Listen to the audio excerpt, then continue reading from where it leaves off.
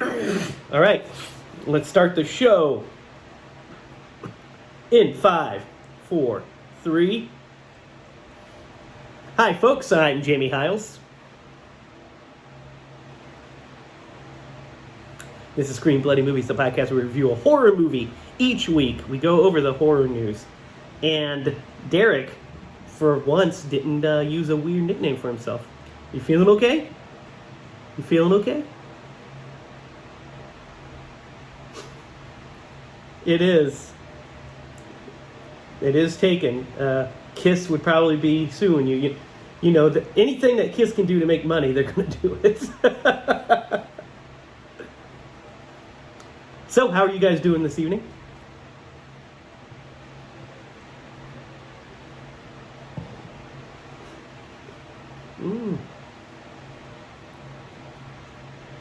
Wife swap. She went to a wife swap.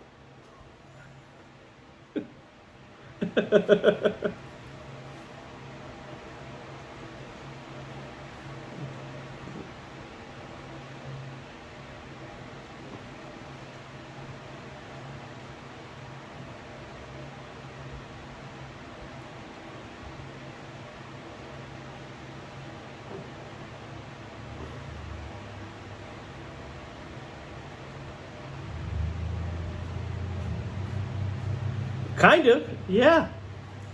You have a Charizard plant? I'll take that Charizard plant for my Pikachu plant.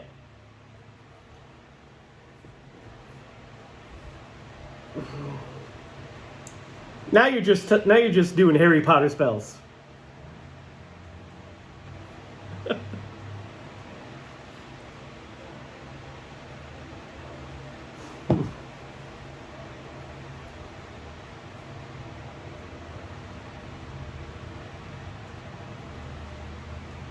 You know what?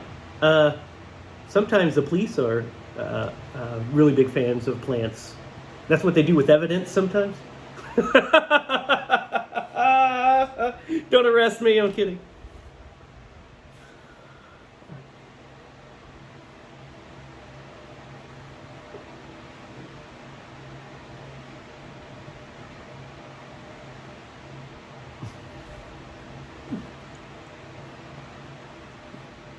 If you're a nerd, you'll like this. That's great. That's great. Derek, how are you feeling this afternoon, evening? Good night.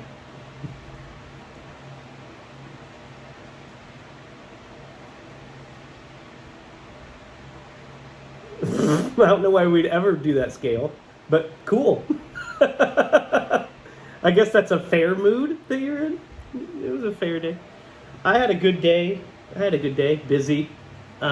Watched the movie, watched some other movies, some classic 70s cinema. I've got to check out. You should check out the Yakuza if you're not seeing it. It's good stuff.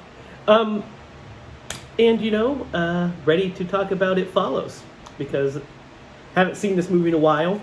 It was funny, when I clicked on it to watch it on Netflix, I had left off at a point. I was like, apparently I started to watch It Follows not too long ago, but literally only got 5 minutes into the movie. Wonder what happened. Weird.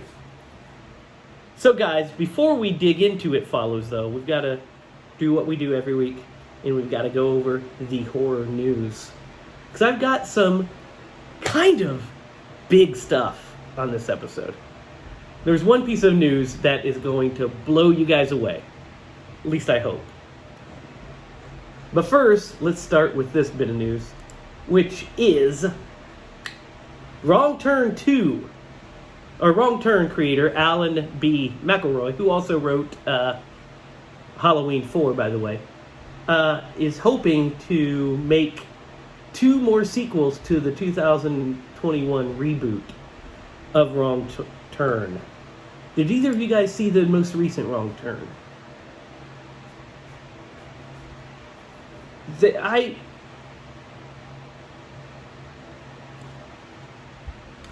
Yeah. Yeah, so the first two are really solid horror movies. The second one especially is great. The first one I love because I used to watch it all the time as a kid. And it had Eliza Dushku, who was my biggest crush of all time at that point. Oh, man. She was stunning, and I was just like, I love this movie. But yeah, they made like 47 of them, I think. So they remade it recently.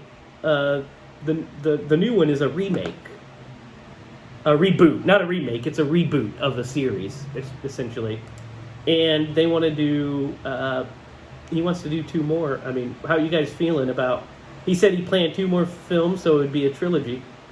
I watched the new one. Wasn't huge on it. Yeah, we'll review them eventually.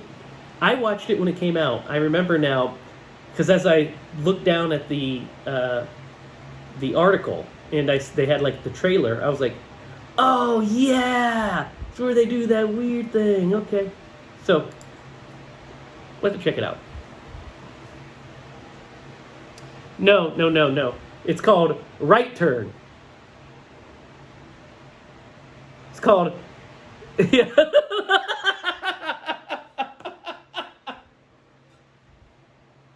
Yes. It's called A Slightly Incorrect Turn.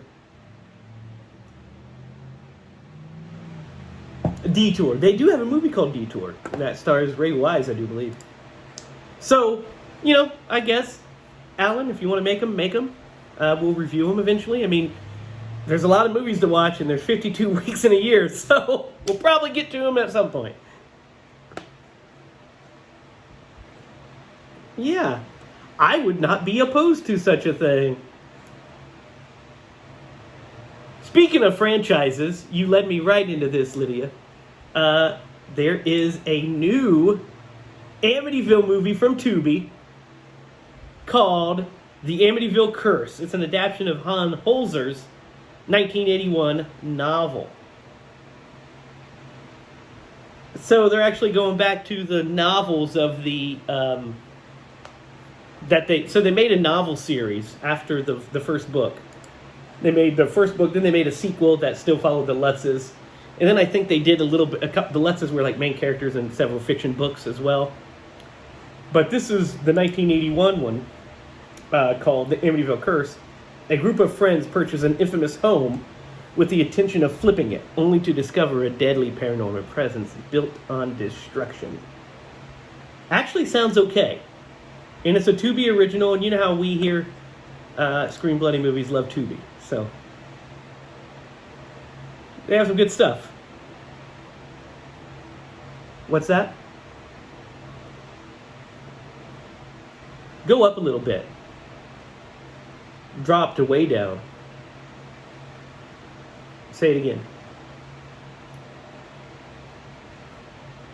Mm-hmm. Oh, I thought you were just going to say it. Oh, God. We waited for that?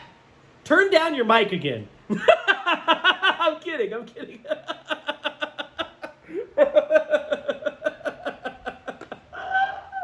Good Lord. I mean, we'll check it out, right? I mean, we've got to get through these Amityvilles. We've only reviewed the first one, and we were like... So...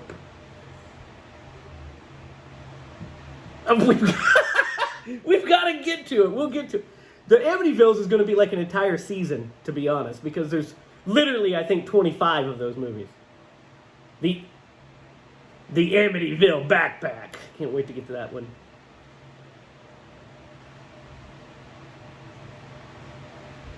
Yeah. I don't know how cool it would be, but we'd give it a shot. All right, guys. Moving on. Terrifier 3 is shooting later this year. And it has a much larger budget than the previous two. So, that's good news. It's expected to begin shooting in November or December with an aim of being released in late 2024. Derek, you have not seen these yet, have you? Maybe that's a good franchise to start at some point, too. Just throwing it out there.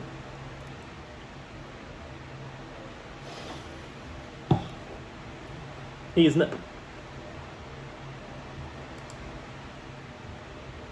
He's not seen it yet, no.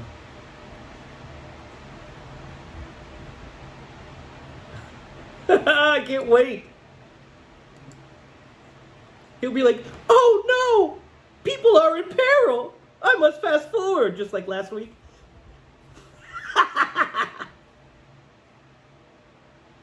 You know the little girl you had to fast forward through the scene?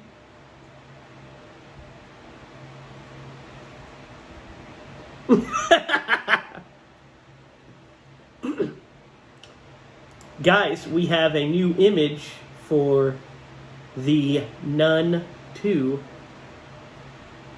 It's on its way. It releases September 8th. What do you guys want to see? The image isn't like too exciting, but it is on the way. It's not the Nun. It is actually, no, it's this, not just the Nun. It's this girl here. Good shot. That, I don't know what's going on there. Maybe we don't need to know. It kind of... and then there is a picture of the Nun as well. There she is. Looking creepo. And then, of course, the sister is back as well. She is back. The plot of the new Nun is not on here, I don't think. Oh. 1956 France, a priest is murdered and evil is spreading.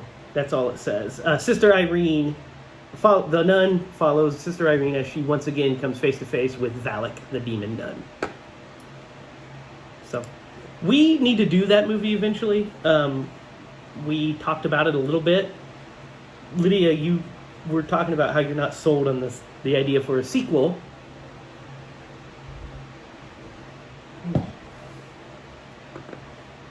Yeah, well, we had high expectations because in The Conjuring 2, she's terrifying. And is part of one of the very best set pieces of all time. So, you know, they can't do that, I guess, for 120 minutes. So.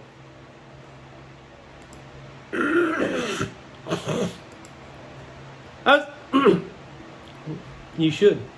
You should. Lydia's going to paint that. Give it to you. I will. That's what your wall's going to be. Yeah.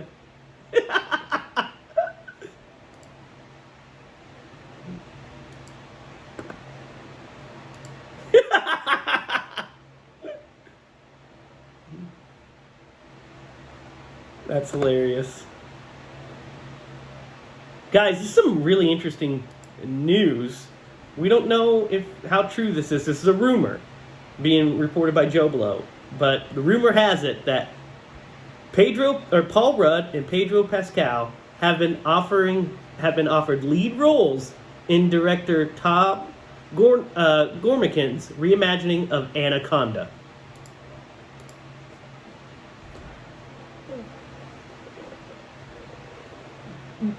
No, that would be so fun. It's obviously with a comedic bent. I mean, the first movie, that I think would be fun.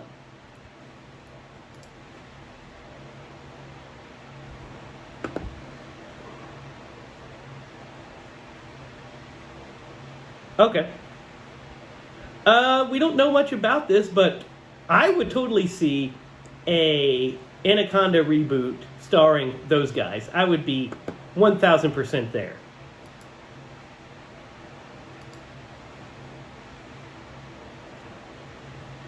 No, I would love it. I like the first Anaconda. We'll have to do it sometime. It's a fun, cheesy B movie. So you have to be in the mood for it, but, you know, I liked it when I was a kid.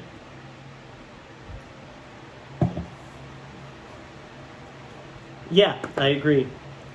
Okay, 2 more pieces. This next bit we've been talking about for a while. We have an image from Exorcist the Believer.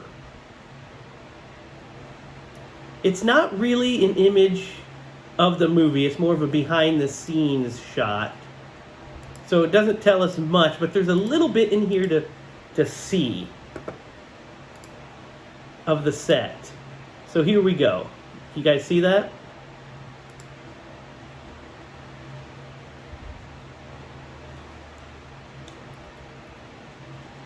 Yeah, he is. There, can you see that? So there's David Gordon Green. There's some kind of drawing on the ground.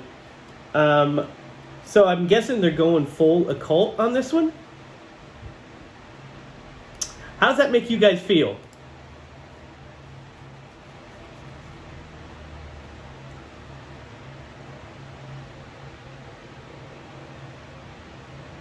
Supposedly, yes. Supposedly it tested very poorly, yes. But we weren't surprised because it also was like supposed to be shot, then there was not shot, then they cast a lead character after it was 2 days left. Remember all that kind of weird stuff?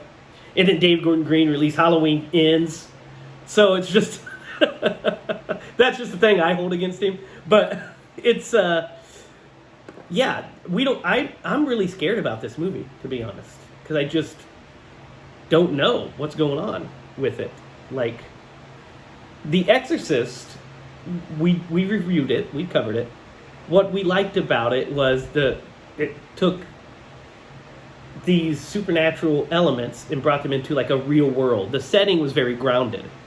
But if we're like introducing like runes and enchantments on the floor, I don't know, man. I don't know about all that. We'll see. Holding judgment. Maybe it'll blow us away and we'll be like, did you see The Exorcist the Believer? I'm a believer that this movie rules. But now he's making 2 more of these guys, so well, if this one does well, I guess. I mean, I guess if this movie made $5, nobody would see it, but we'll hold off judgment. We'll hold off judgment and see. How do you guys feel?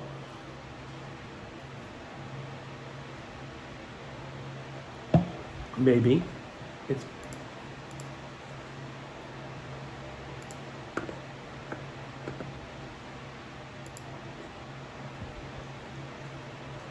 sometimes, yeah. Usually it turns out messy and not great.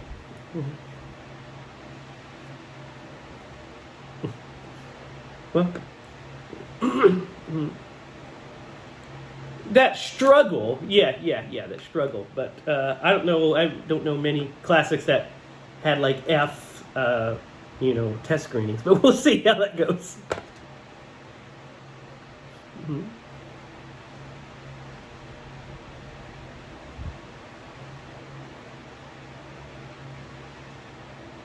Yeah. Yeah. Hey, I want to be optimistic too. I like David Gordon Green, Halloween Ends notwithstanding, and I like The Exorcist, so I should like that combination. We'll see. But guys, here's the last piece of horror news, and buckle up, because secretly, John Carpenter has directed a new TV series called Suburban Screams. He directed it from his home. He directed it virtually. Directed remotely. A new TV series called Suburban Screams. It's called John Carpenter's Suburban Screams. It filmed in Prague, and he sat on his couch and directed it. It was awesome. That's what he says. So, we are going to be having a brand new John Carpenter show. He directed all the episodes of this.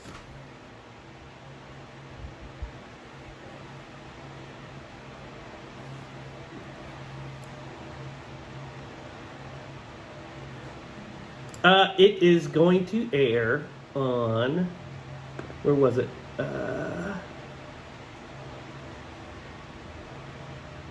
It doesn't say. Doesn't say yet. It just says that he is, because he was doing a Q&A. So here's how we even know about this. He was doing a Q&A at Texas Frightmare, and they asked him if he would basically, if he'd be stepping back into the film and television arena. And he says, I just finished directing remotely a TV series called Suburban Screams. John Carpenter's Suburban Screams. It was filmed in Prague, and I sat on my couch and I directed it. It was awesome. So that's all the information we have right now, is that John Carpenter directed a TV series from his couch, essentially, Basically, he did it. Yes.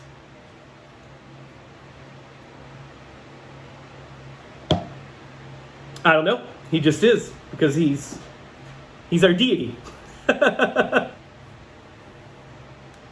Yeah. Yeah, I mean, he did it remotely. It was shot during parts of the pandemic.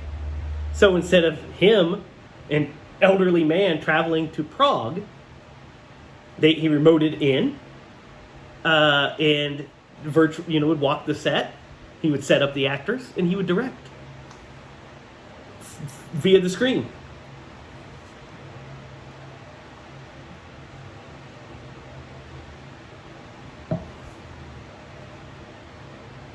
It's John Carpenter, baby. We get at least some new John Carpenter. We get some new John Carpenter content.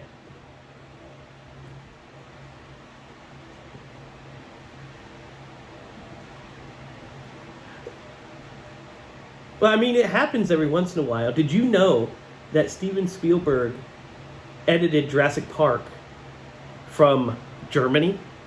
And he also was approving dailies while shooting Schindler's List in 1993.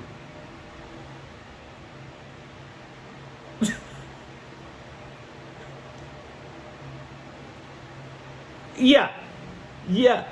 And can you imagine the whiplash? He's on set filming Schindler's List, this horribly dark but terrible but uplifting story about, Nazi Germany and the eradication of the Jewish people, and their state, and he's approving dinosaur shots.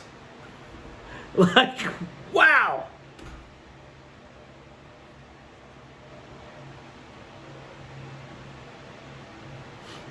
Mm-hmm.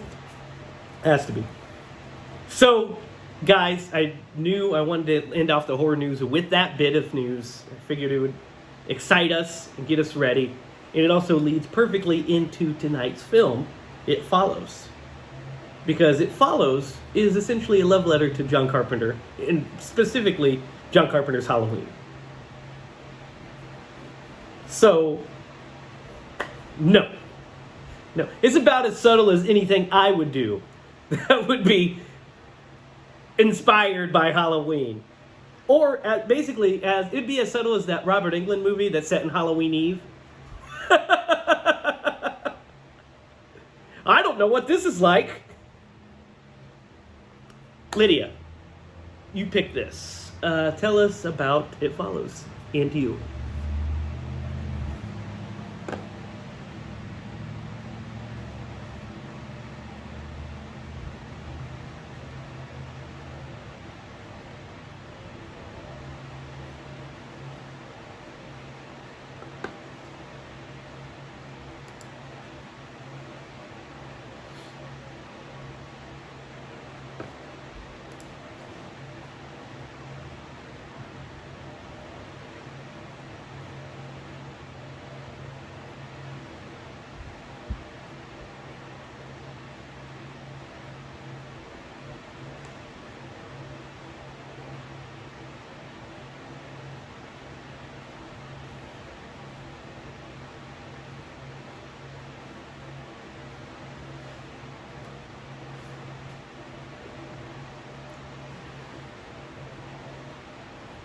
You know what?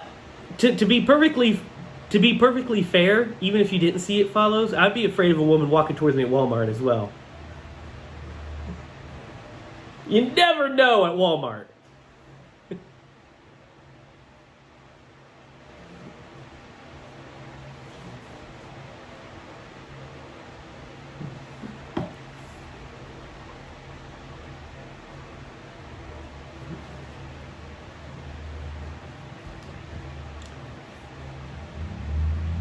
Derek, is this the first time you've seen It Follows?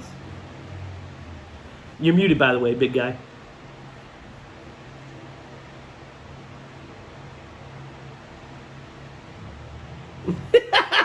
You promise yourself every episode. He did. Trying to start fresh.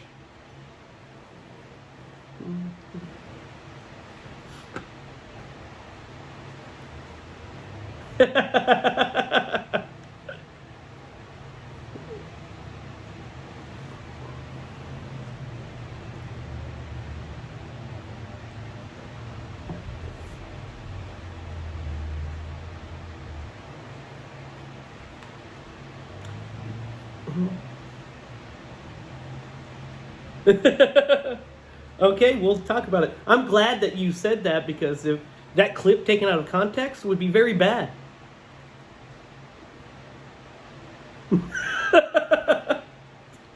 Yeah. You got a beater on underneath that shirt, Derek? This is my second or third time watching it, maybe fourth. It's around there. I've seen it a couple times. I've seen it several times. The first time I watched it was I rented it after it had come out and checked it out. It was Sarah and I actually I think had just started dating, and I watched this by myself because she didn't watch it. Then the second time I watched it, she watched it with me. But I watched it and liked it. I thought it was pretty cool. And then I didn't watch it for a while, and I checked it out here and there. So this watch, I basically remembered everything that happened, but I was catching different nuances, and I think I learned more this time watching it. So I have a different opinion this time than I did the original. Because the first time it just was the experience of seeing it. This time I was able to glean more. So I'm actually excited to talk about this thing. Where do you guys want to start? The beginning, I guess, right, Derek? Because it has a really interesting opening. It's effective, but it's also kind of weird.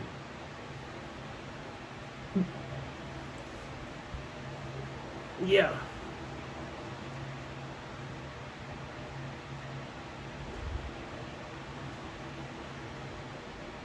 Yeah, I mean, I like that. I think that bit's kind of effective, like not knowing. I think like the pacing of it's a little weird because you're just not. So, horror movies usually, if they have a cold open kill, it usually kind of ramps up the tension, or at least ramps up the pace a little bit. Get your heart pumping, then you're in the scene, and then you cut to your titles, and then it slow burns. I mean, technically, kind of even Halloween does that, but this kind of follows that Halloween formula because, in Halloween we do open just with the point of view camera, and we don't know what the hell's going on, and then we see somebody get stabbed, and then we're cutting to the credits, and we're like, what the fuck?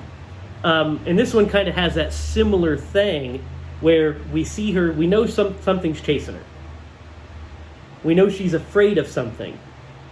And then she's just sitting on a beach with the headlights shining at her, which is a great image. And she's just telling her parents she loves them. And then we just get a smash cut to her leg, like her all fucked up like a pretzel. What do you guys think of this opening?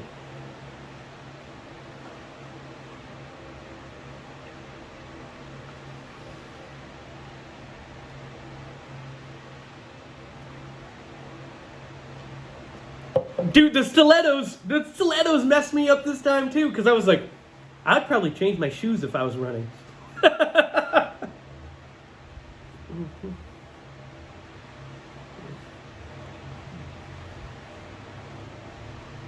Yeah. Yeah.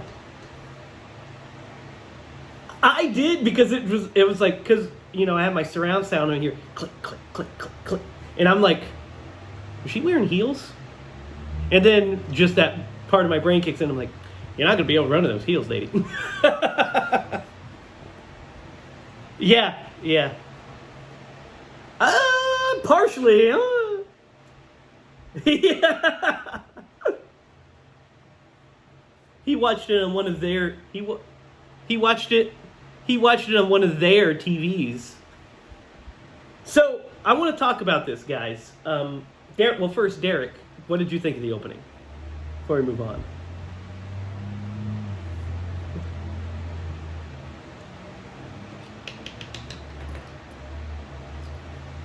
Sets up the mystery.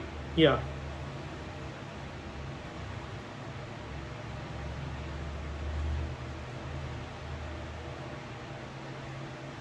Yeah. So I mentioned it slightly just a few seconds ago, but this movie has a timeless quality. We don't know when it's set because it mixes tons of technology. We have old CRTVs with bunny ears, cell phones. She's reading a Kindle on a weird shell. She has a shell Kindle. So some of the what's his name's car is an old station wagon, but there's also modern cars. It's like what do you guys think of that? It adds to like the dreamlike quality.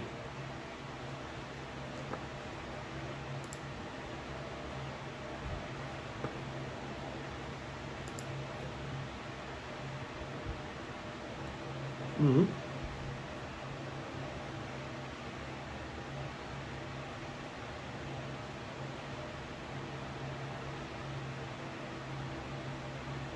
No.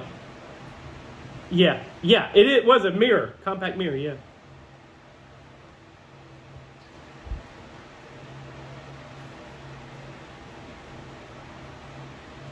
She uses a cell phone at the beginning to call her parents in the opening. But then they're not mentioned. Yeah, well, they're not mentioned again. And you know why? You know why it went over your head? It's because we, as an audience, that was 2015. Even in 2015, we're so programmed. Cell phones are part of our everyday lives. Recording this on one, it didn't seem out of place. We didn't even think about it. And then when we take it away, we're like, we're kind of like, oh, where are the cell phones? But it's just, I guess it's more effective if you don't have one for this kind of story.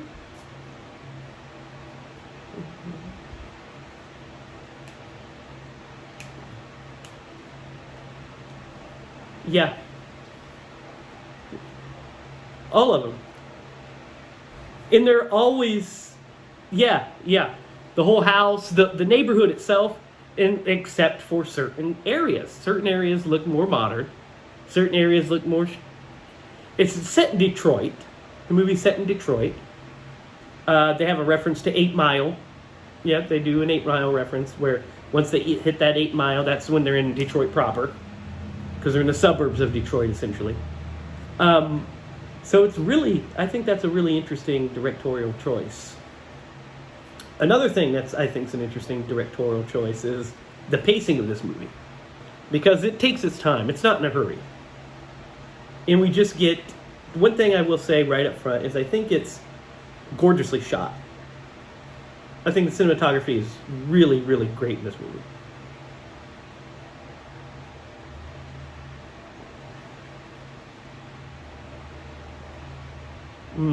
Score is fantastic, yeah.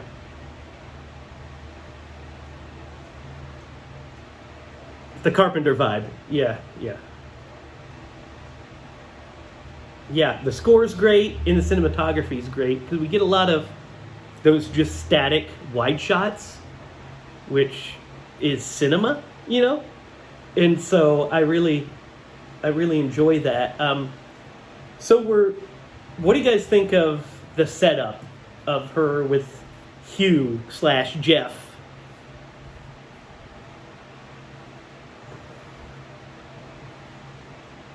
Yeah, he's a terrible person. He sucks. Oh, yeah. So, the first...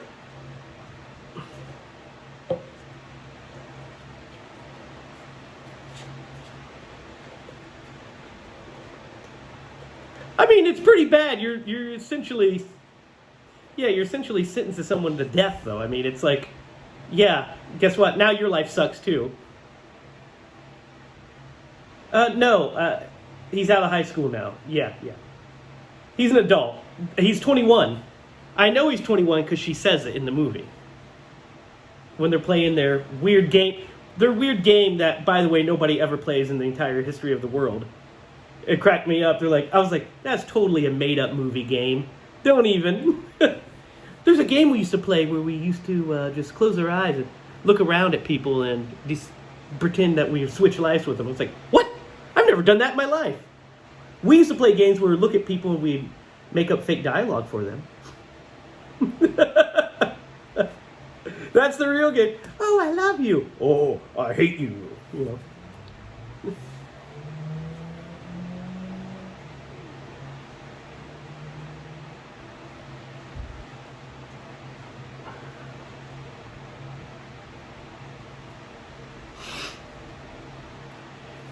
That's why, Derek is off the market because of moves, lines like that. I mean, she.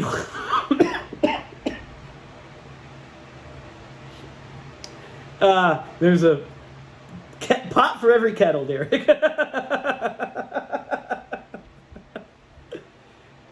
So I like the setup for it. I think it's set up nicely because we find, the way that we find out that they're just kind of casually dating, and he's been trying to have sex with her. She's not ready for it. And we get that scene in the movie theater where he freaks out. And because he's like, that girl right there. She's like, there's nobody there. And he's like, I don't feel good. Let's get out of here. It's like, So, first of all, before we continue, I'll tell you my plan for this, right? My plan to defeat it. It's not necessarily defeat, it's more of a run out the clock kind of scenario. So we know that it walks extremely slow, right? So, hear me out. Fly across the country, or across the world, another country. Stay there for about 5-6 years. When it finally catches up, fly back. Then just keep doing that, and you'll run out the clock, baby.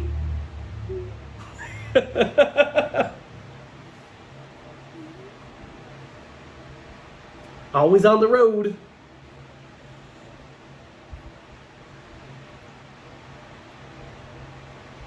You don't think she could be a truck driver, Derek? How sexist is that?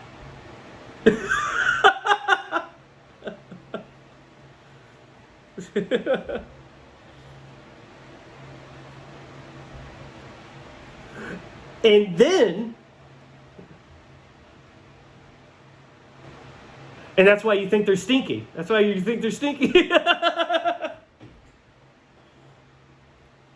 I mean, his brother did shit himself.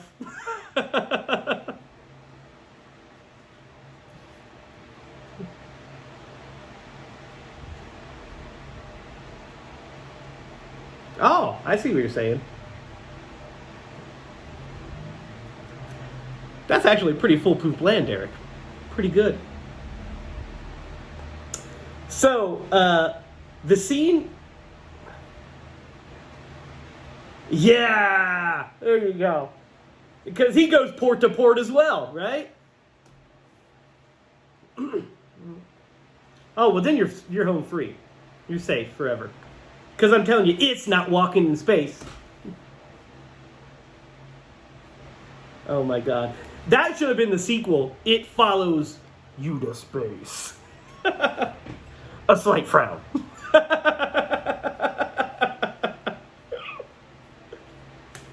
So the scene where he passes it on is pretty great.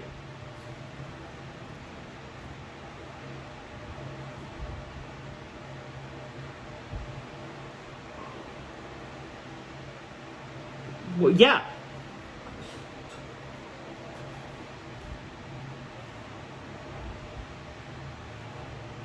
Chloroformer? Yeah.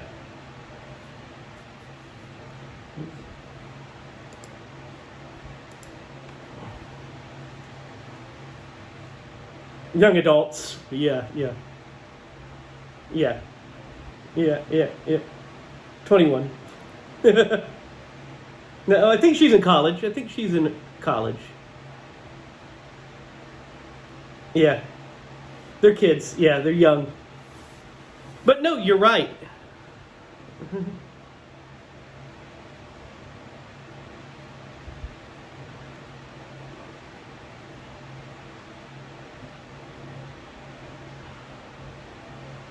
In the fact that, because here's the rub, right? He doesn't want her to die because he needs her to stay alive. because if she dies, it comes for him again. So he needs her alive, so we get the whole wheelchair scene. And then he drops her back off at home. But he's hoping that she'll just pass it on down the chain, and the chain will keep growing and buy everybody time. But, yeah, it's a great scene. It's a great setup for the story to kick off.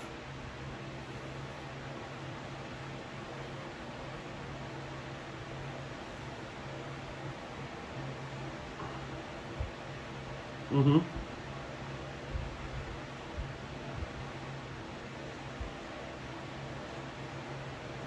Yeah, I mean, he used a fake name and everything. Yeah, had rented a house that had nothing in it. Yeah.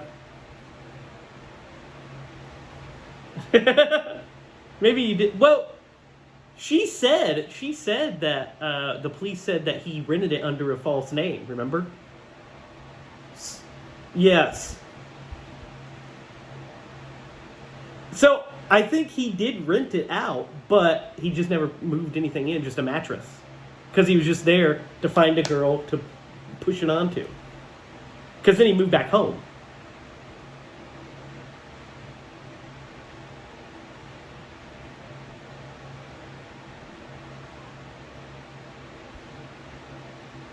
Okay. Okay. House. Got it. House and snakes. Got it. So we get a lot, like a good chunk of this movie, nothing happens really. It's just, the tension, the building, the anticipation of it. She sees it a couple different times, like at the school and such. But then we get the first real big scare, is when it breaks into her house. When Paul, who's got a huge crush on her, is staying the night. Lydia, you talked about this last week with the tall guy. Talk about it. I agree. I think the tall guy coming in is actually really scary. Because it was real. It was a real tall guy. Yep. Exactly. An actual real guy. Yeah, and the fact that because the switch happened, because you're expecting, because we saw the woman, which, by the way, Derek, I gotta ask you, how did you feel about the woman peeing herself in the kitchen?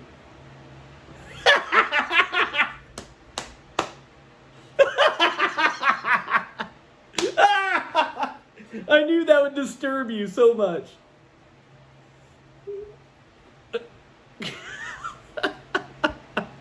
Yeah, it's really effective. It's really effective because she's like got her boob hanging out, and she's like fucked up, and she's peeing on oh.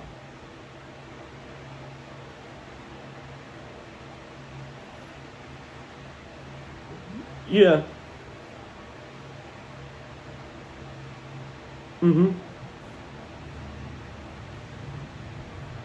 Mm-hmm. Yeah.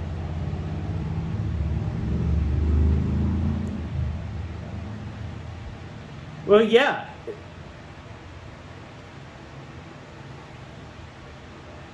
Yeah.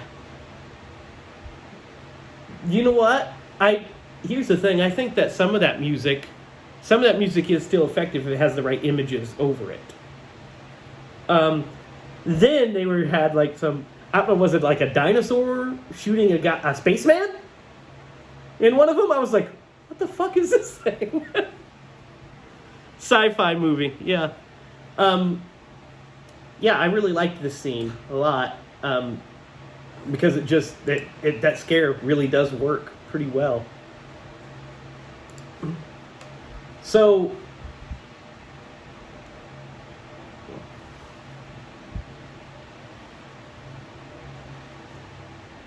crazy, yeah.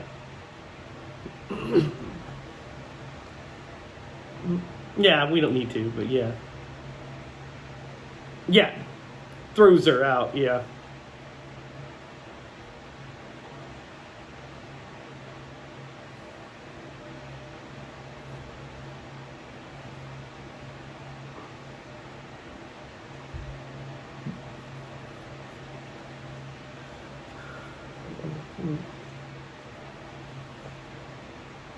Mm-hmm.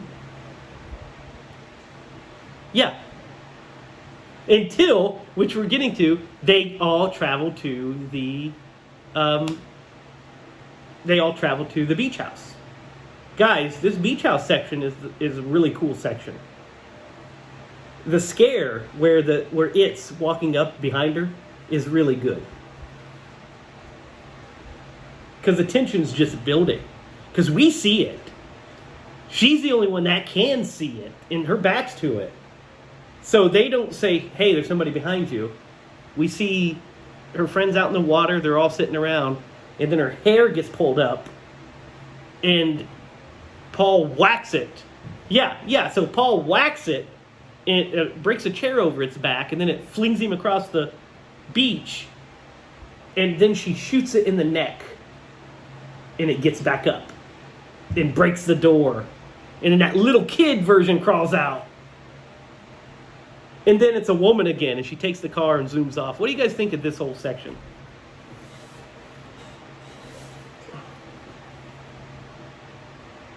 I was riding the bikes.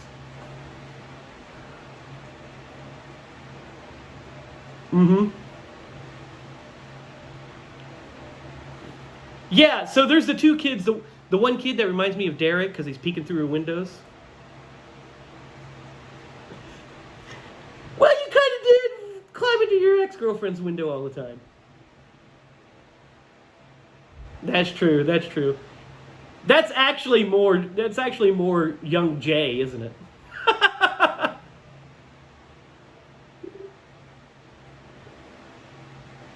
Yeah, the fuse for the building. Yeah.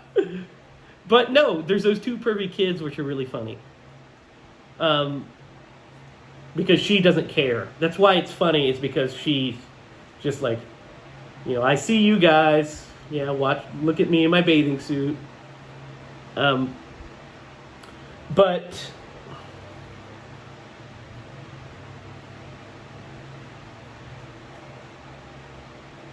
I think you're right. Yeah, I think it is her.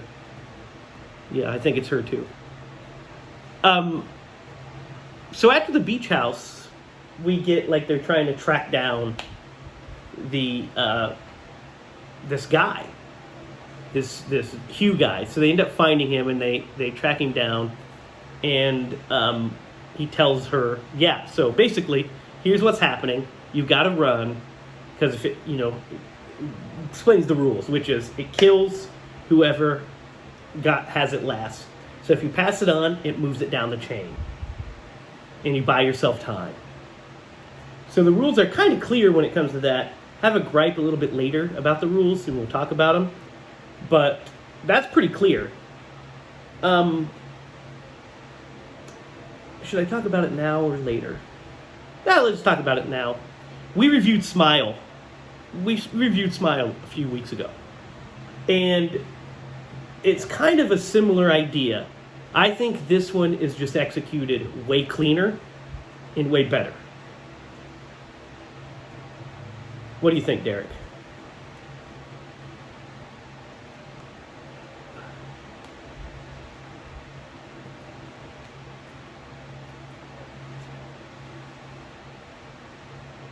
It sticks to him, yeah.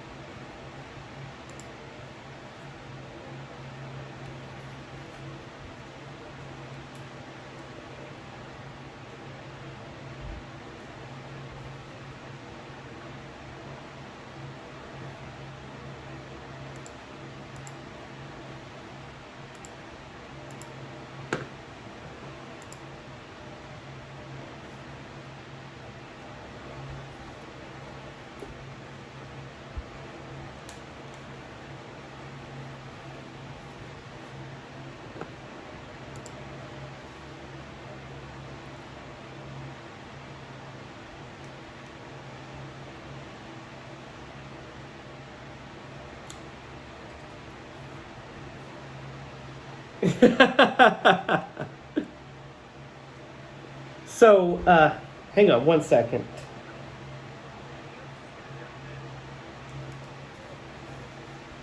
No, I did not. My my headphones literally died or something. I don't know. It disconnected. It completely disconnected. So I had to plug him in. I was like, "You muted." Give me just 1 second, guys. I'm going to try to reconnect these.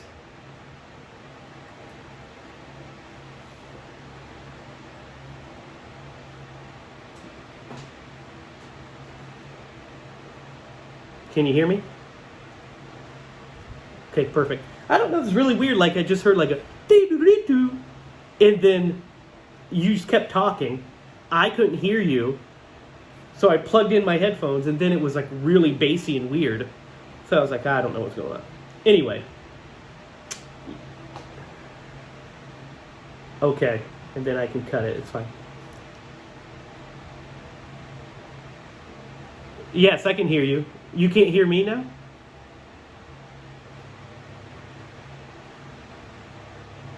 We can hear you the whole time. Weird. Okay.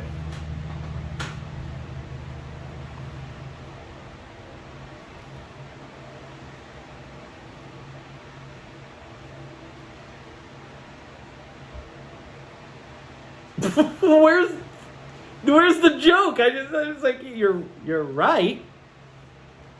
I know. That's what I just was agreeing. You're right. It didn't run once. That's not a joke. That's an observation, Derek.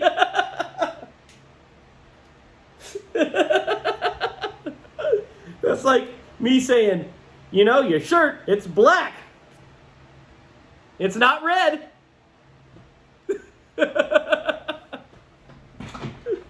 Oh my God. Anyway,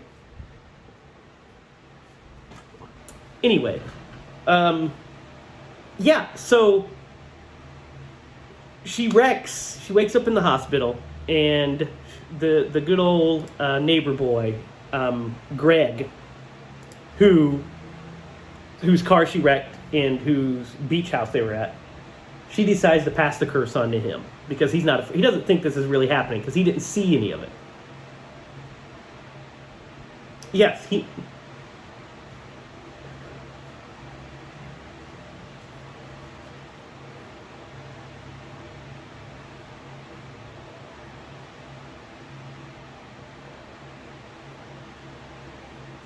So here's the real thing. He doesn't believe it because he didn't see any of it. So he's just hooking up with her because she's wanting to hook up. Because we also see him looking at the other friend, like when she's like up on the counter, he's like oogling her as well. You're like, this guy's just a fuck boy. This is a fuck boy. So I was confused because you see him with with a group of girls. So I was wondering if he was going to pass it off to them. But we never hear anything about it. But I think he did because it doesn't find him for a long time. Several days, in fact. And he said, I haven't seen it once. Because if he hooked up with those girls, it would have killed them first. Then we get one of the most effective scenes in the movie, in my opinion, which is the attack on Greg. What do you guys think of this?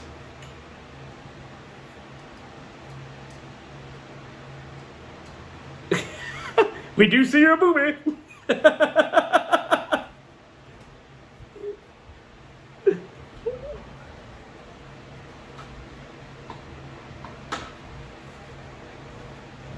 No, she fucked him to death.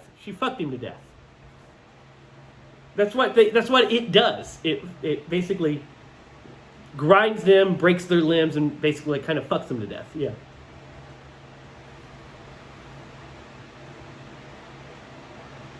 Yeah. So it's really cool because she thinks she sees Greg outside. And then she sees it break the window, and she's like, oh my God, it's it. She follows it in and sees Greg's mom just knocking on the door, turns and looks at her, which is creepy. Yeah. And then he opens the door. He's like, "Mom, what the fuck?" And she just grabs him and starts choking him, slams him down, and then fucks him to death. And breaks his arms.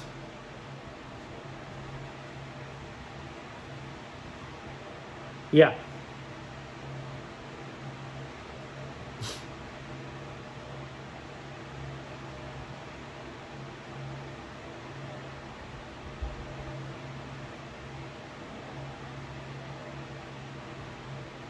Bunny Ranch.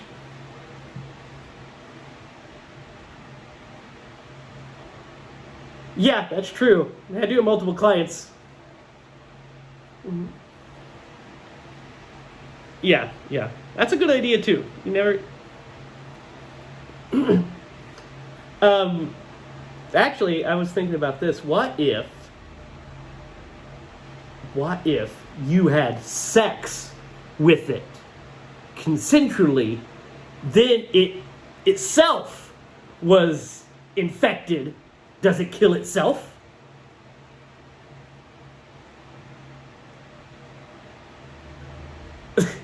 It's like, so it has to be consensual. So then it creates like a loop. So then it like has to or what if you like, hear me out, what if you like have sex with like a tree or something? Oh. Yeah, what happens if you like pleasure yourself? Or do you pass it on to yourself again? Yeah, you're like, no! Damn it! I did not work. Got splinters in my dick for no reason. Well, you want to just wait for it? Okay. All right, we're going to talk about the ending because we'll wait till we get there to talk about it, if it's the ending. No. Oh, yeah. The whole ending, yeah. Okay. Because we just really have a couple more scenes to get to it. Because essentially, she drives off after she sees that, and she ends up at that, goes to the beach. Yeah, goes back to the beach house.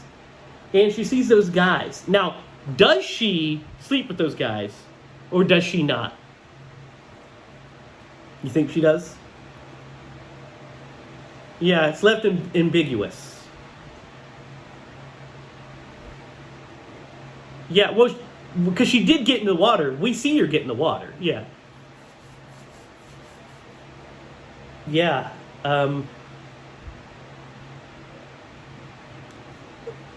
There's well, we don't know how much time passes. I guess, no. Yeah, we don't really know. We know that she's still just waiting. We know that Paul comes over and says, why'd you sleep with Greg and not me?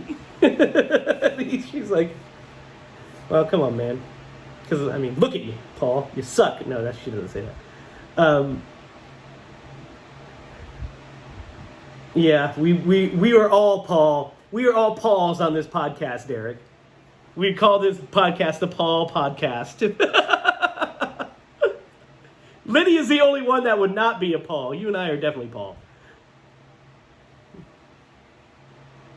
Yep. Yeah.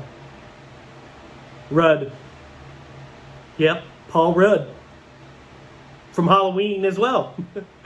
From Halloween 6. But, yeah, so this ending, guys, Derek, you're going to talk to it.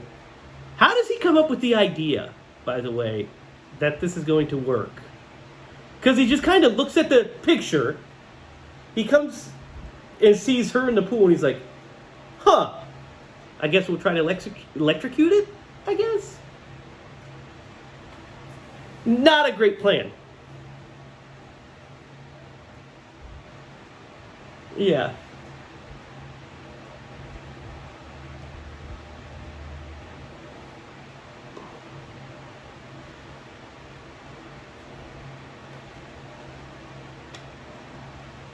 It really doesn't get in the water. But I think that's also partly due to all the electricity, all the things that were there to throw into the water, because the plan was to electrocute it. But you're right; it doesn't just go right in. Instead, it starts throwing stuff at her, trying to get her out. But we've seen it in the rain and stuff before. I mean, if maybe. I always guessed that it would walk underwater, but that would take forever. So yeah, I don't know. But yeah, this plan is not the best plan. I mean, I like the we've got a plan to fight it kind of third act thing, but it kind of doesn't feel like it organically gets there. It's just kind of like, let's try to electrocute it, and you're like, what? And then so he shoots it. He shoots his friend first of all, which is hilarious to me. I was like, what do you think's gonna happen? Clear your fire lines. And then he, you don't just fire guns randomly, but he shoots it in the head. After they throw the blanket over it, it goes into the water, and then it attacks her. It's holding onto her leg, and he shoots it in the head, and it lets go. And it's so when Jay looks into the water, she sees just nobody else can see anything, but she sees this. The whole water turning blood red, which I guess signifies that they hurt it, or at least they killed it, or at least hurt it more than it's ever been hurt. Well, we don't know. So then we get the what do you guys think of that? The whole pool scene.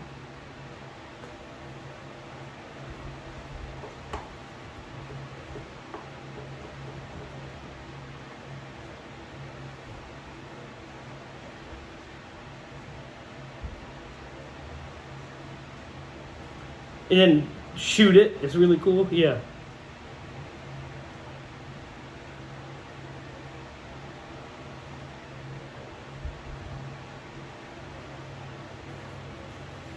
It really does seem to adhere to the physical rules of the world, right? Like it can't just walk through walls or anything. If you lock yourself in a room, it can't get in. Like if you locked yourself in a bunker and lived in a bunker, it can't get you. Yeah, it's strong.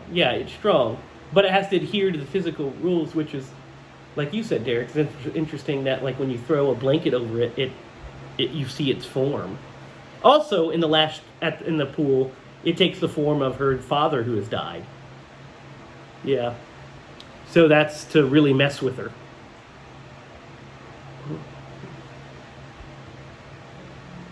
Yeah.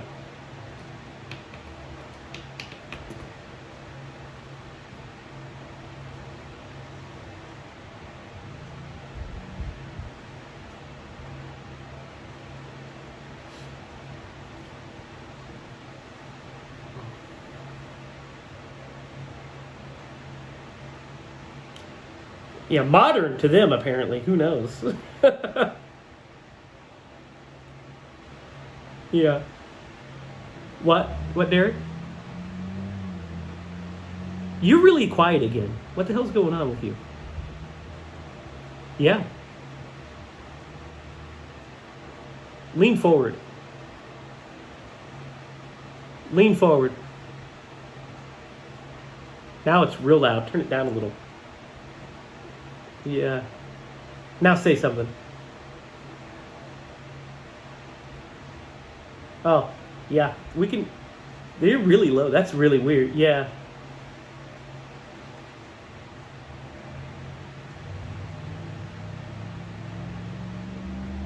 Yep, there it is. There it is. Yep. It was the wire. Yep. Can't touch us like MC Hammer. No, I too like the pool scene because I think it's like both of you said. I agree with all those things. I agree that it's silly. That doesn't make any sense. It's kind of nonsensical. at least the logic of how they got there. I mean, I empathize as a writer, as a screenwriter, especially a horror screenwriter. It's when you're creating fantasy elements. I kind of ran into this when I was writing the first draft of Ghost Talk. You have your rule set, and you know how you want it to end, but you're like, well, we need to figure out how they figure out how to make it end. I remember having that struggle at first, until I got further along, and I think we cracked it. Right, Derek? I think we cracked it finally. But I was like, well, what's the overall arc here? What are we trying to do? So I empathize with that, but I think as a set piece, it works great because the visual of it is great. The tension is good because it's really cool that it's throwing all these appliances into the water. In Adder, some of them are electrocuting, but it's not working like they thought it would.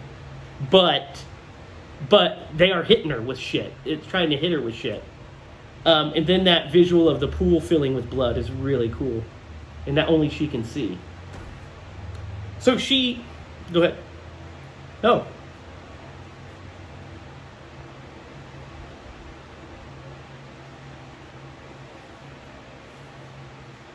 Same guy. Yep.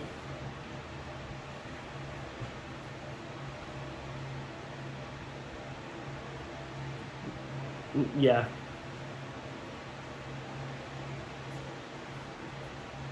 Yeah. Well, it's also up to the audience to interpret, which is fine.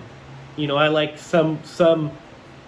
You don't have to handhold the audience all the time. Now, you want your rules to be concise and clear, which is what my problem with Smile was, is that the rules were kind of murky. Actually, the rules just didn't exist in Smile. That's what we figured out. We were like, are there really rules? But in this one, they set the rules and they're there. What I was saying about the rules earlier is that we didn't have a logical reason for them to jump to this conclusion that this would defeat it. There wasn't a scene where they're like, well, I researched this, and every time that this happens, there's never been an occurrence of it happening in water. And then you're like, oh! Well, I think the reason he thought about it's laid out in the script. The reason he thought about it is because it was the place that they first kissed. So it has, yeah, all the time, yeah. And so it's like that he saw the picture of her in the water, and he's like, maybe this is the answer. But it just, it's one of those cryptic things. It's not a downfall of the movie or anything. It's just less clear, and that's fine. Yeah. Dream logic, man. But they end up hooking up, Jay and Paul. She passes on to him, and then he thinks about passing it on to a hooker, but we don't know if he does or not because he hesitates and it just keeps driving. And so at the end of the movie, they're walking together hand in hand. They haven't seen it in a while, but they're kind of together. So technically, they just pass it back and forth between each other, I guess. And then we see somebody walking behind them. Now, is it or is it not? We don't know. I mean, that's the point of the last shot, is it's up to you. Did they defeat it or did they not? You decide. It's for you to decide, which I love. I love those kind of ambiguous endings where it kind of ties up a story, which it did. Also, the movie is obviously like an allegory for sexually transmitted diseases, the stigma of sexually transmitted diseases, and finding somebody that accepts you for that, which is what she finds with Paul at the end. Which is why I think it doesn't matter if it's following him anymore, because she's found acceptance in that. That's me putting on my analytical cap. And I'll take it off and put on my fun horror movie cap. So it might still be after him, dude. Who knows?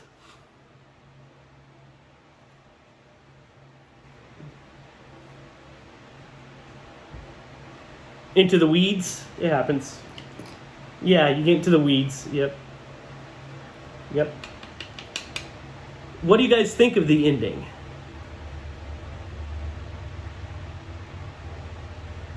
Well, yeah.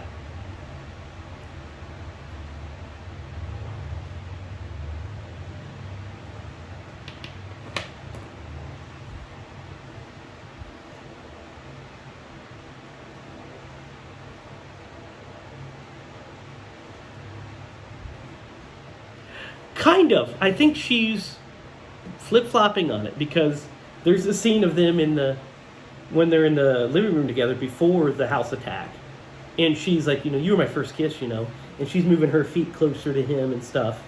So it's like, she likes him, but yeah. He is in love with him. I think after that point, but I think after all the shit they went through, she probably fell in love with him as well. Like, he did just help me defeat a monster, maybe, or at least slow it down. What do you think of the ending, Derek?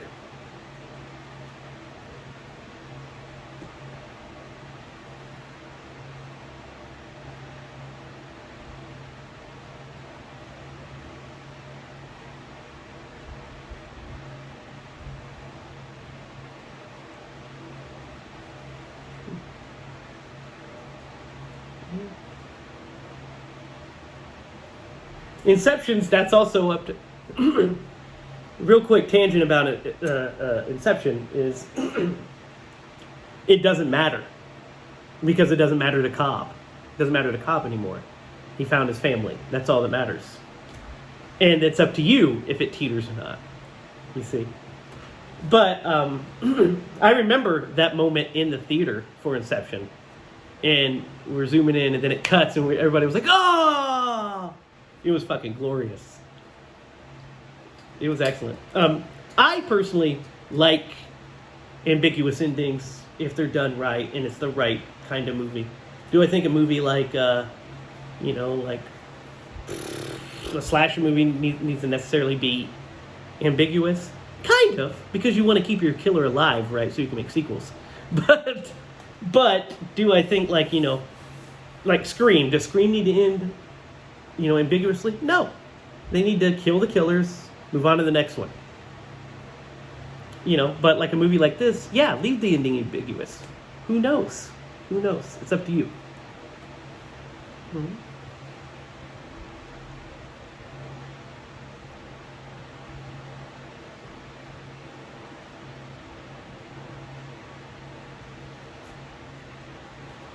Yeah, I mean, like I said, the John Carpenter influences, because it ends kind of like Halloween, right? I mean, how does Halloween end? Dr. Loomis shoots him off the balcony. He looks, he's gone. We hear the shape breathing in the wind. Is he there? Is he alive? It's up to you to decide. The evil's still out there. In this one, we get a closure. They're set, but we see somebody in the background. Is that it? It's up to you. You decide. Which is, I think, the most appropriate. And I don't think I could have... I would have ended this movie any other way than having them walk somewhere and have something in the background. Just so that way you're thinking. So yeah, I really like the ending. And that was It Follows. The performances, we didn't talk much about them, but they're all very strong across the board. I think that Micah Monroe, who plays Jamie, or Jay, is great in it. I think she puts in a really great performance. And all the other actors are very strong across the board, especially that naked dude just standing on the roof.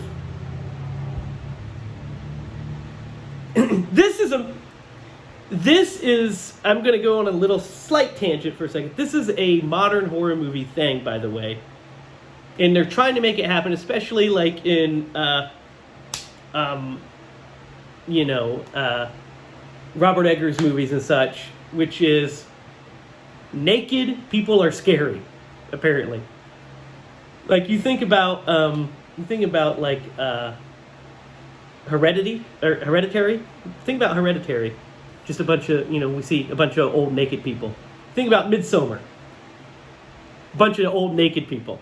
This movie, a bunch of just different naked people, but old naked people too. The Visit, old naked people. Yeah. It, old CGI naked lady. A Smile, giant naked lady.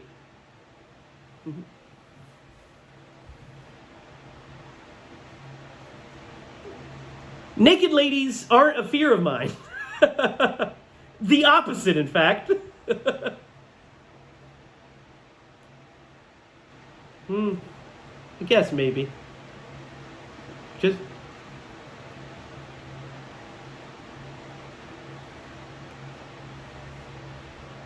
Well, yeah, absolutely. That's why it works in this, is because it's just like, why would you be expecting to see a naked man standing on a porch? First of all, though, as great as that shot is, I have some questions. Why did it decide that standing on the roof was the best course to try to do anything? Especially since it had just killed him, so shouldn't it be trying to make its way to her? That's fine. But it's a cool shot.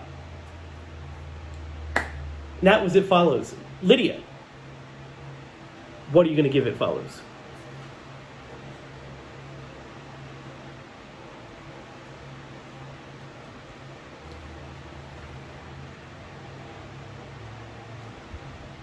Hulk Hogan. Duck lips.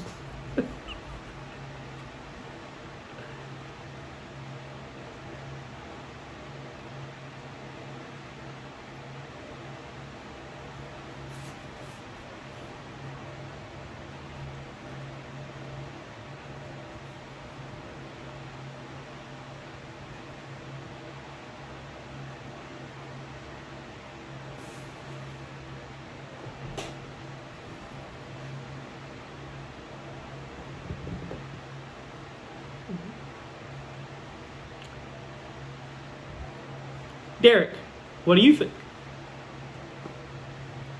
Mm.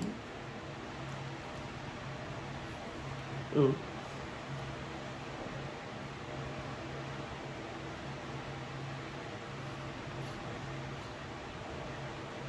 Mm.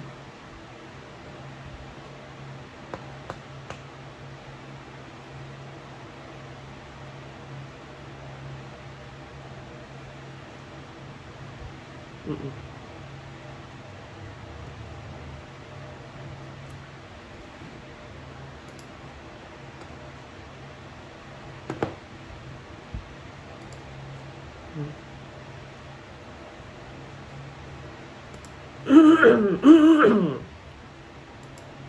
Yeah, I'm gonna be like kind of in between both of you. I'm thinking about an 7.5 to 8. Probably more 7.5. But I think it's really good. I think it's a lot of fun. I think it's I just enjoy being in the world of it. Like, I enjoy the shots. I enjoy the filmmaking behind it. I think it's just gorgeous to look at. I think the music's so strong too.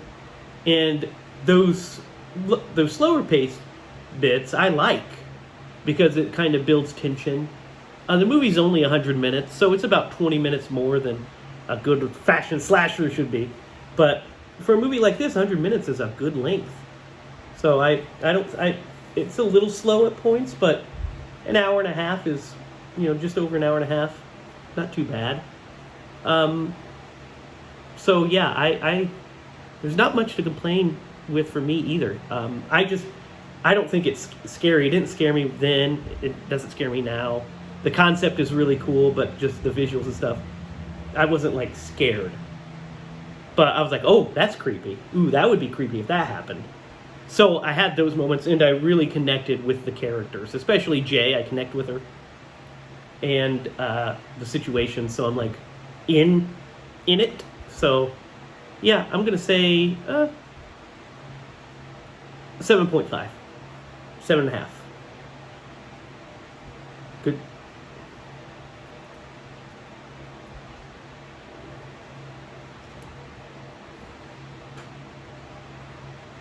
Yeah. Yeah, that's true. Yeah, yeah,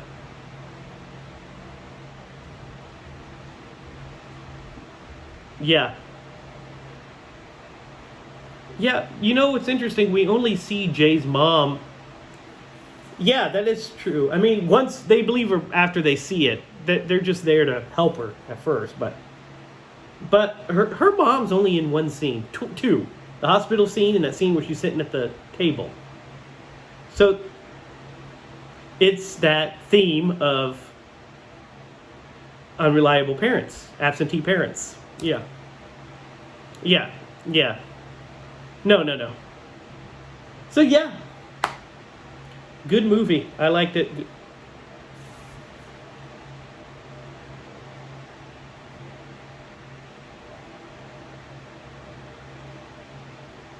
Hmm.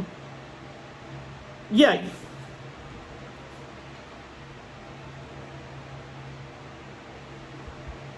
yeah, yeah. That's really good when they're in the when they go to the school to get the yearbook for old Jeff. There's a shot that's really weird to me, and I after it was over, I was like, I wonder why he decided. After they leave, we kind of just zoom in on the yearbook, and it's just tension building, and nothing happens. And I was like, oh, that's just a fake tension scare. That's what that is, because you're going looking for oh, it's in the background, and it just cuts to the next scene. And I was like, oh, I see why now. Because I was like, why is that there? And the more I thought about it, I was like, ah, I see. That makes sense. So yeah, good movie. Good movie. Good pick. We all liked it. Derek, it is your turn to pick next week's movie. But before we do, we have got to Atkinize. It follows. Who would Tom Atkins play, and why is it the neighbor?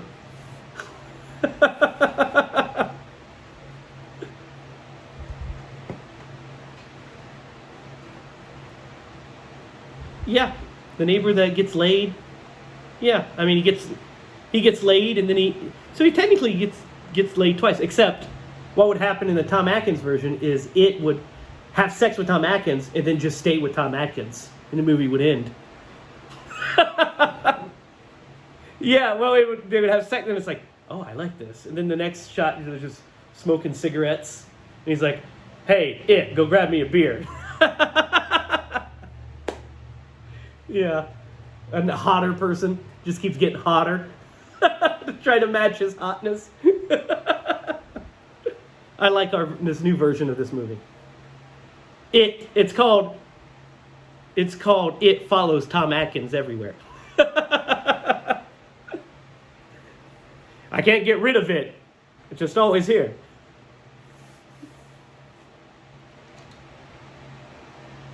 Uh huh.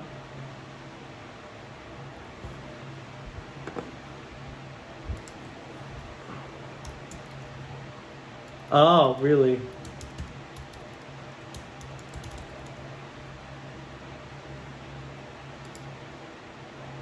That's got to be a fake thing. Yeah.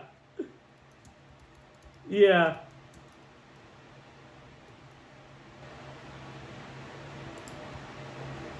Yeah, it's a comedy short. I'm looking at it right now. It's 7 minutes long. What if you caught a paranormal STD?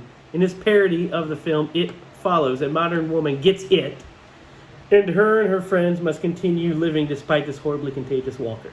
So it's like a parody. That does sound like a Derek title, though. Um, Derek, what are we watching next week? And please don't say it. Please say something else.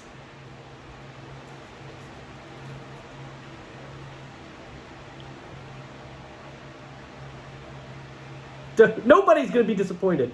Nobody wants to watch this. No, don't do it, please. No, don't do it. Please, I'll do anything. You're already a liar. You lie all the time. See, there's a lie right there.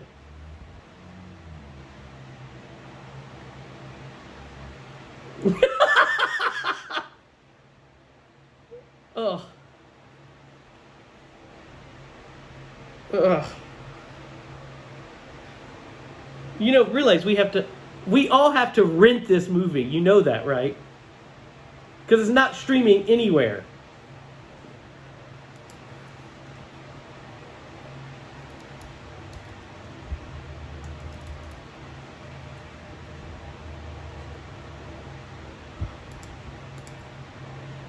Derek, just so you know, this movie literally has a 2 out of 5 stars.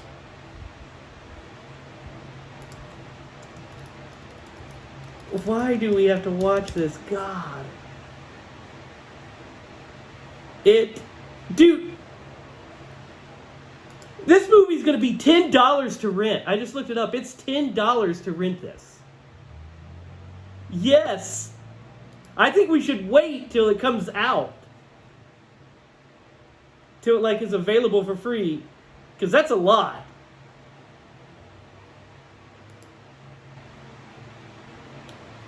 It's out, but like it's still like kind of pay-per-view-ish. So you can rent it for $10 to purchase it for $20 on Amazon.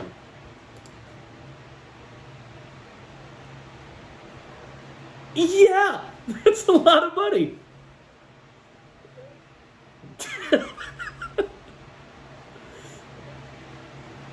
We'll watch it when it's streaming, like when it's on Netflix. Then you can pick it, and we'll be perfectly fine with it. Because that's a lot of money. Dude, come on, no! Let's just wait. Let's just wait. You're not a liar. Dude, nobody even remembers. Yeah. Hey, let's put it to a vote between us and Derek, Lydia.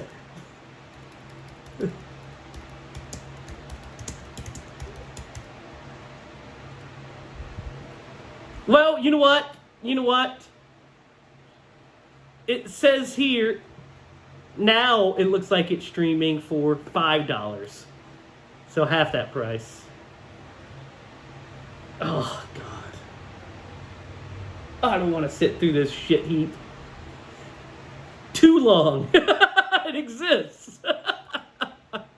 It is 1 hour and 24 minutes. Rent it for $5.99 or buy it for $12.99.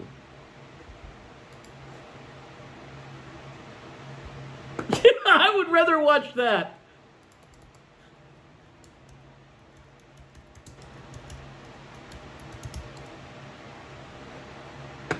Damn it.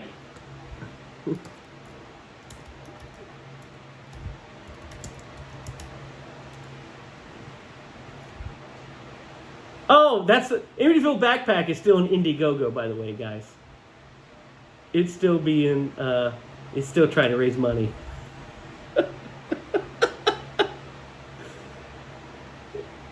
Oh, well, Lydia, if you're excited, you can put some money towards it. It's raised $5,210 by 6.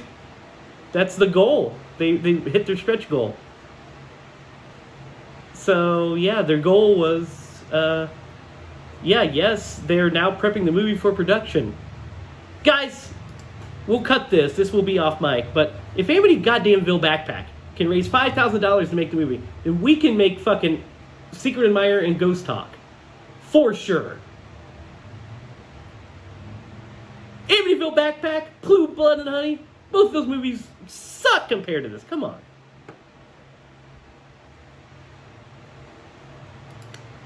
This one does not. They had an indie. Yeah, and I've seen The Mask for Blood and Honey.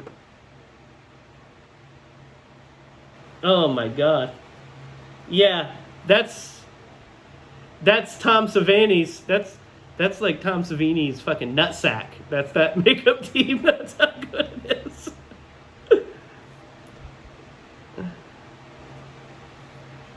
That once shook hands with Tom Savini.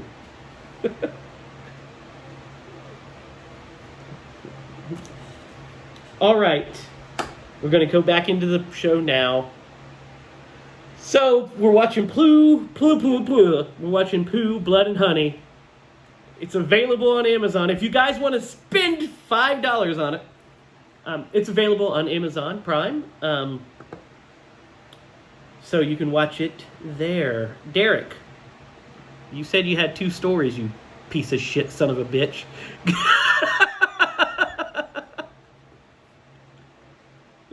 Yes. Okay.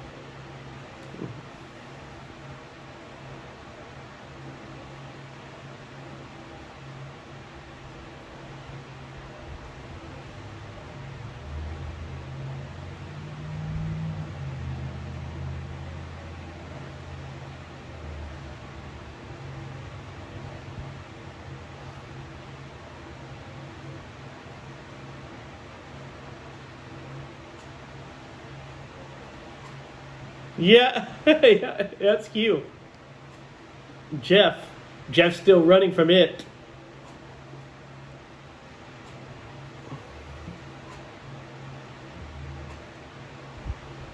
Well, that's probably a good thing to say regardless of the It Follows.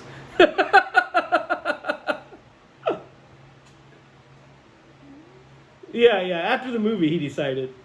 He decided then. You had another story. Snakes.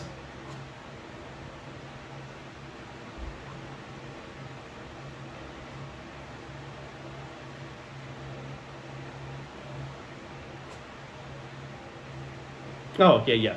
So this is bullshit, but continue.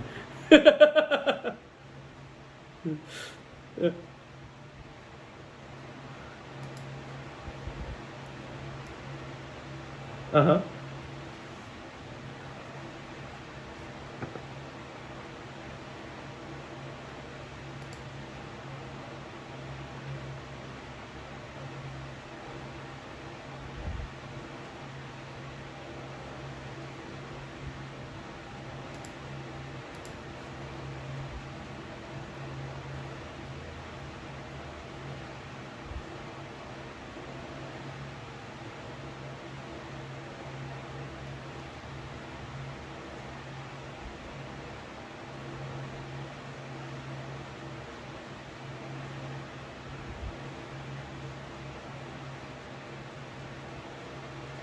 Yeah. Yeah, I've heard that before. Yeah, I've heard that before. Yeah, I've. Yeah, yeah, yeah. I don't know about sleeping with the snake, man.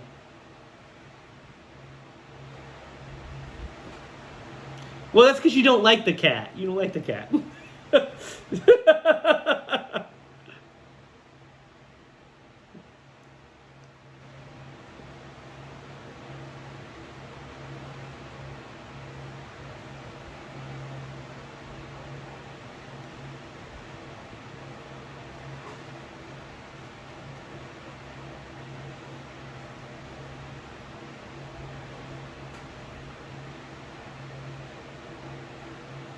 Doesn't.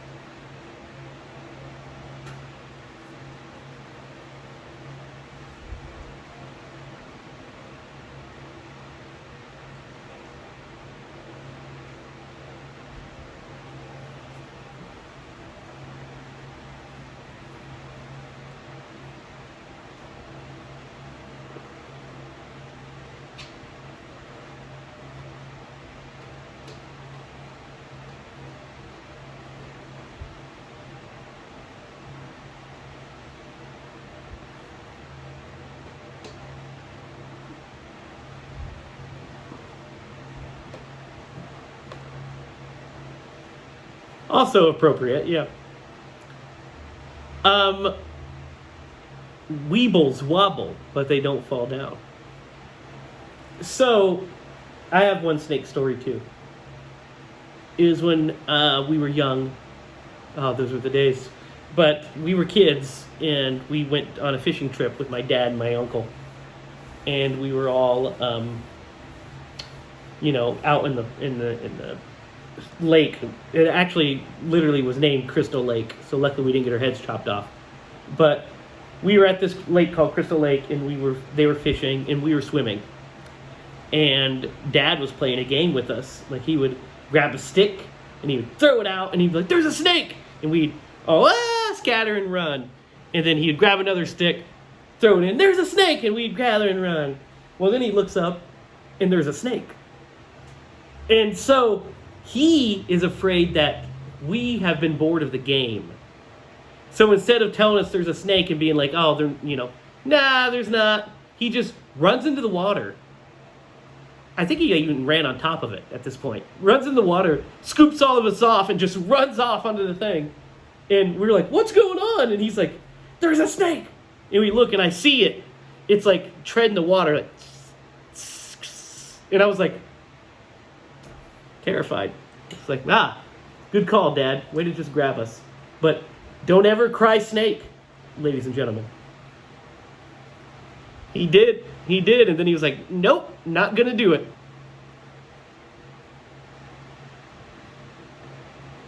Yeah, snake, and then we're just like, whatever. So, guys, that's our show for this week. Tune in next week when we will be watching Pooh, Blood and Honey. See what I did there? Which is available on Amazon Prime. You can follow us on all of our socials. You can follow us on Instagram at Screen Bloody Movies. You can follow us on Twitter. Follow Derek at Derek D Dogly Master. Follow Lydia at Lydia Spooky. Follow me at Racket. Follow us online at HiLa Productions. You can follow us on Facebook at HiLa Productions as well. Stay tuned. Very soon you'll be getting an update on the next piece of entertainment that we're putting out besides this show. We are always working hard behind the scenes. You guys have anything else? Nope, that does it.